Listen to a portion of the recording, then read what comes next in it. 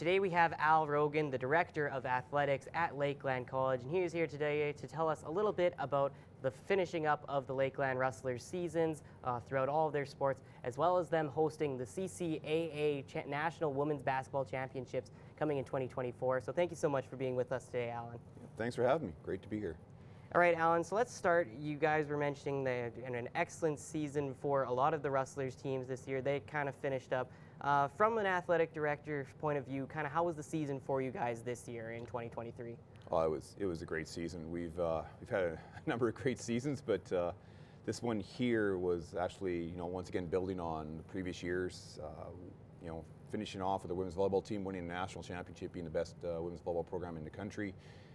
Same weekend, we ended up with a bronze medal with women's hockey, a bronze medal with our men's futsal program, and the weekend before we won a conference championship with our mixed curling team. So a lot of great stuff happening in a very short period of time, and a bunch of individual accolades happened as well. So we have the top men's or women's volleyball coach in the country with us as well. It just shows that our programs are growing.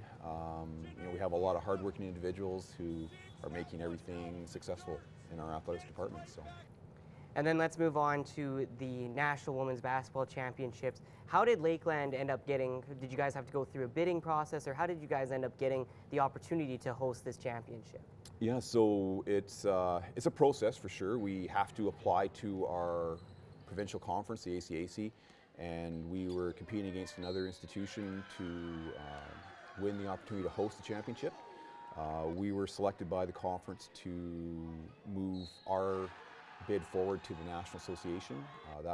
That happened, and then the National Association selected our bid, and we are now hosting the Women's Basketball National Championships March 13th to 16th of 2024. So it seems like it's a long ways away, but it'll be coming pretty quick.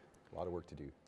All right, and then so tell me a little bit about of course, planning's not super far away. You guys still got a long time before you're going to have to really worry about it, but how are you guys going to have that operate with the gyms and how you're going to have it? Is it all going to be here in Lloyd, or is there going to be any competition in Vermilion at the other campus? No, everything will be here on the Lloydminster campus. It'll be the top 8 women's basketball teams in the country in college sport.